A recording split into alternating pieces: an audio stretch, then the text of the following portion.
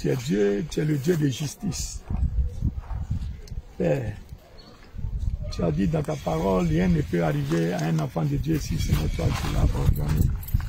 Seigneur, nous croyons que ta servante est auprès de toi. Mais en souvenir, nous sommes venus sur ces lieux pour commémorer cette date 17. C'est-à-dire précisément aujourd'hui, cela fait 2 mois. Et le jeudi prochain, ça va être le jugement de cette affaire. Et Père, toi qui es le Dieu de justice, nous sommes venus te confier également ce moment.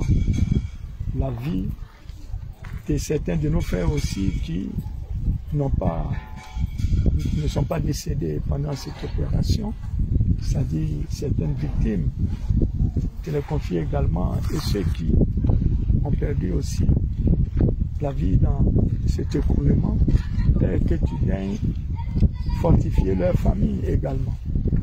Donc, nous te prions que ton esprit qui a commencé toutes choses les conduit jusqu'à la fin de cette situation. Que la gloire te revienne au nom de Jésus-Christ. Amen. Mon William Oula, serviteur de l'Éternel, président de la Fondation des artistes africains. Il y a de cela 2 mois, jour pour jour, l'immeuble où nous habitons est écroulé. Et tout le monde le sait, dans cet écroulement, il y a eu des victimes. Nous avons perdu notre fille de 14 ans qui était en classe d'examen, une fille qui a reçu une éducation dont tout le monde rend témoignage et qui avait pour ambition de devenir architecte.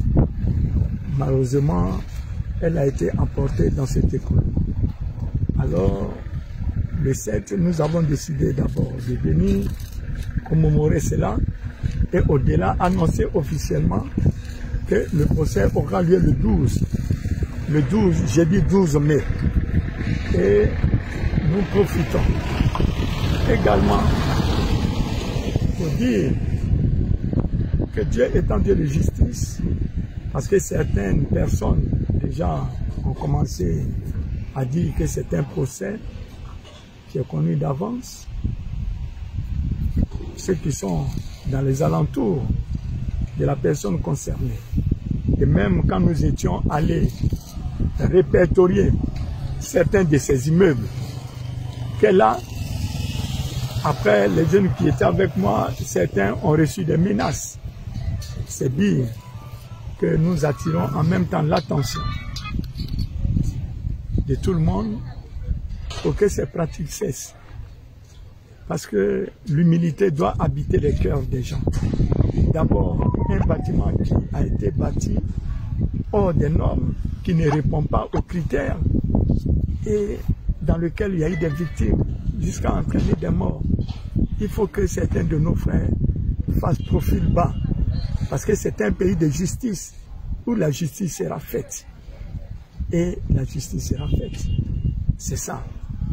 Donc, leur menace pour dire que c'est un procès qui est commis d'avance et que eux déjà, ils ont, je vais dire, des informations. Il ne faut pas qu'ils se le leurrent. Il ne faut pas qu'ils disent des choses qui ne sont pas vraies. Parce que la justice sera faite dignement. Nous avons créé la Fondation internationale Marie-Esther Oula pour sensibiliser sur ces immeubles qui ne répondent pas aux normes que nous avons baptisées les maisons de la mort ou les immeubles de la mort, afin que nous-mêmes, la population, nous fassions police. Et en même temps, je vais dire, informer les autorités pour dire que telle maison ne répond pas aux normes et tout ça. Et ça, c'est le rôle de la Fondation. Et puis, encourager également les jeunes filles à avoir des bons comportements à l'exemple de Marie-Esther. Maintenant, au niveau du procès, vous savez qu'il y a eu des pertes en vie humaine. Et au-delà des pertes en vie humaine, il y a eu des dommages qui ont été connus. C'est-à-dire les gens ont détruit tous leurs biens. Les gens ont détruit tous leurs biens. Et c'est un commencement. Bon, moi, personnellement, pour ceux qui me connaissent, depuis combien d'années par rapport à mon parcours, Vous imaginez que la maison, le lieu où j'habite était comme, je dirais, c'était toute une bibliothèque. Hein? Au-delà des biens matériels, c'était toute une bibliothèque avec les archives, tout a été détruit. Tout a été détruit. Et ma première fille, qui a 14 ans, qui aspirait à être architecte, elle a laissé la vie dedans. Donc vous me demandez qu'est-ce que nous entendons de la justice. Mais tout un chacun de nous, au-delà même de la justice, vous connaissez les relations humaines, hein, je dis, entre père et fils. Père de sa fille, vous savez ce que cela représente. Et par rapport à l'ambition de cette jeune fille, c'est cela. Donc, je pense que la justice, nous croyons à la justice, elle sera faite. Vous ne prenez pas le sérieux pour prendre le fer qu'il faut, pour prendre le ciment qu'il faut, et vous remplissez beaucoup de sable avec des fers qui ne répondent pas aux normes.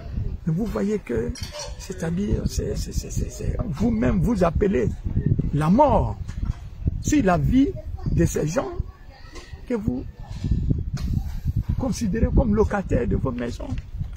Et c'est cela. Et donc, je demande à tout le monde d'être à l'écoute, au monde entier d'être à l'écoute, parce que le monde entier a le regard sur ça.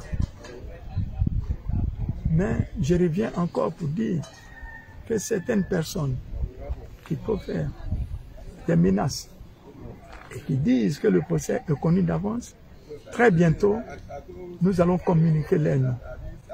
Nous allons communiquer leurs noms officiellement.